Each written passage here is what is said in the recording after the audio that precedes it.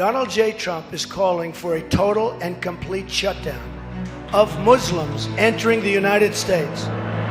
In the past year, we have witnessed the mainstreaming of Islamophobia by a number of public figures, including our president-elect, Donald Trump. I want surveillance if we have to, and I don't care. As a result, in the run-up to and following the November 8th election, there has been an unprecedented spike in anti-Muslim incidents nationwide. Another apparent hate crime, this one targeting a hero NYPD officer and her son. Able to say anything. I was running for my life. What's the connection between the sharp increase in hate crimes against Muslim Americans and the recent presidential election? Attackers targeting American Muslims and their institutions have often made reference to Donald Trump and his Islamophobic policy proposals. Trump would do to them what Hitler did to the Jews. To reinstate a registry for immigrants from Muslim countries. It is legal. They say it'll hold constitutional muster, but I think it'll pass, and we've done it with Iran back a while ago. We did it during World War II with Japanese. American Muslims are concerned about the implementation of those policies, including a proposed Muslim registry by a who's who of Islamophobes appointed to or nominated for service in the Trump administration, including a national security advisor who calls Islam a cancer. Islam is a political ideology. It's like cancer. A former candidate who says a Muslim should never be president. I would not advocate that we put a Muslim in charge of this nation. And the former editor of a white supremacist website who has compared Islam to Nazism and communism. During the presidential campaign, CAIR rose to the challenge and responded fiercely and unapologetically in defense of Islam and Muslims and the American values of respect and inclusion. Council on American-Islamic Relations, fighting for the civil rights and civil liberties of American Muslims. Islamophobia should be seen through the same lens as anti-Semitism and white supremacism. An attack on one faith is an attack on all faiths. What we're concerned about is that this is part of a larger trend of the normalization of anti-Muslim hate. Unfairly targets or discriminates against any religious minority is not only unconstitutional and unethical, it's also unacceptable. So I stand here with my co-leads in the House of Representatives to introduce the Freedom of Religion Act would ensure that we cannot ban someone from this country simply because of their religion.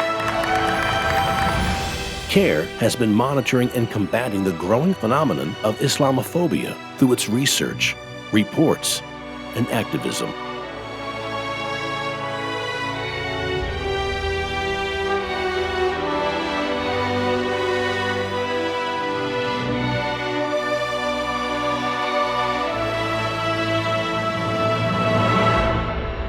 We've identified 34 organizations in the United States who are full-time dedicated toward making people afraid of Muslims.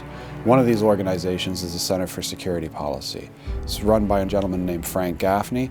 When you looked at the press release accompanying the Trump campaign's proposal to ban Muslims from this country, it cited the Center for Security Policy.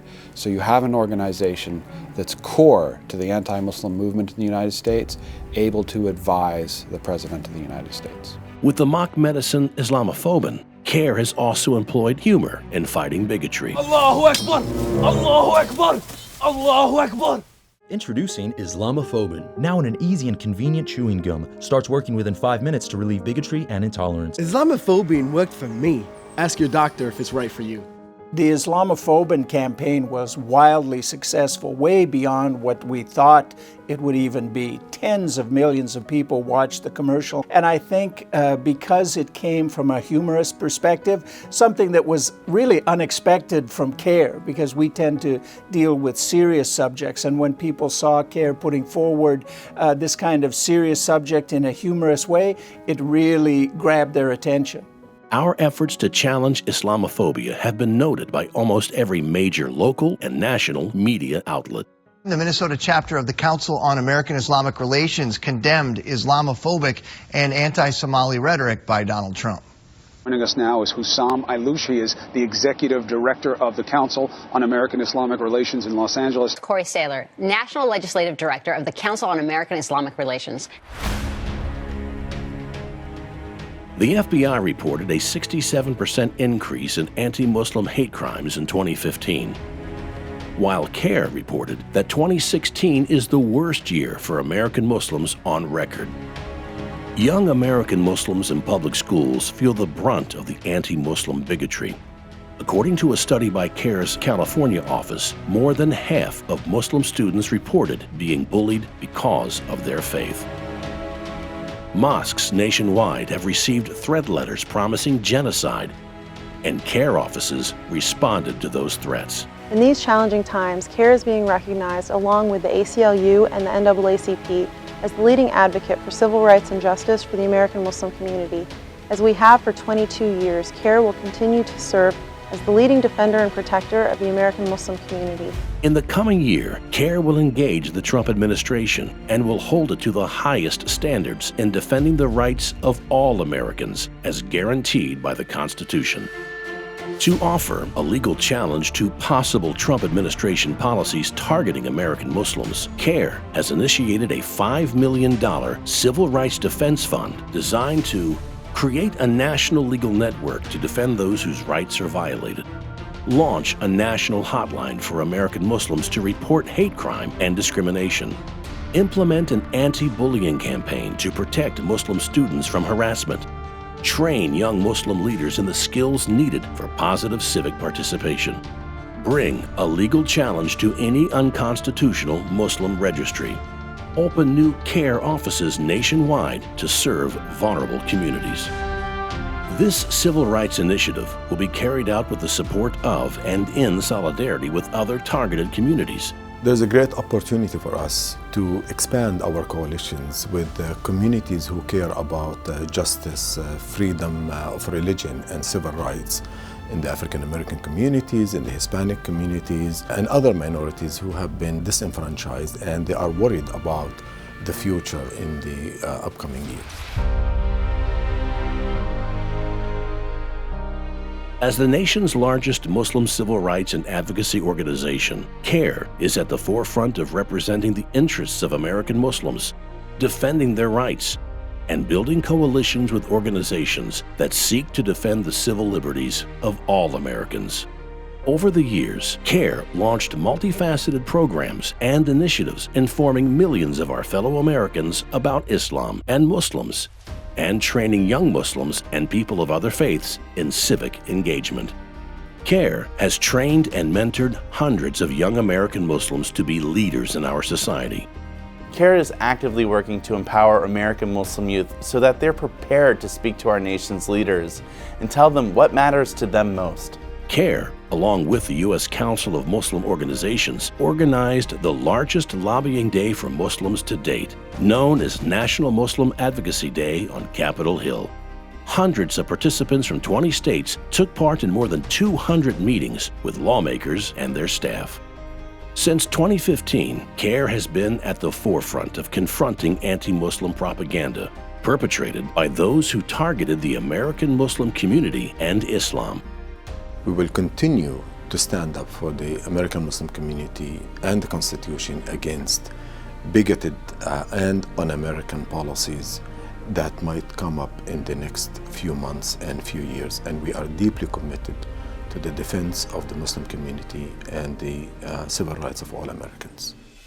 Major media outlets and commentators have urged the public to donate to CAIR as one of the leading civil rights organizations in America today. And thousands of Americans of all faiths and backgrounds have responded with support, whether financial or moral. Since the November 8th election, more than 3,000 ordinary Americans have contacted CAIR asking to become volunteers. Thousands of Americans of other faiths and backgrounds have donated to support CAIR's important work, including actress Lucy, Xena warrior princess Lawless, who tweeted about donating to CAIR.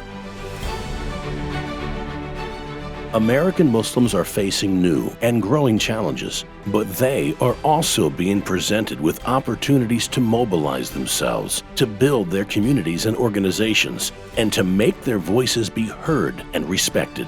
The issues that we have been faced with, the challenges, and within them the opportunity, not only in Washington, D.C., but around the nation, in cities and states in America where Muslims live.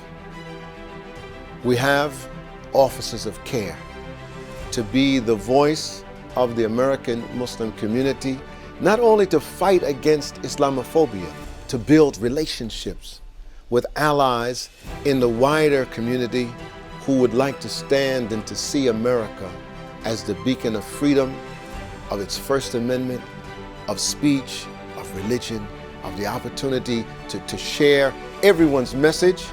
That is the work that CAIR is doing, not just in one part of the country, but all over America. And by the way, it is what will make America great again. We ask that you join our effort with your generous support and involvement. CAIR is here for you. We need you to be with us.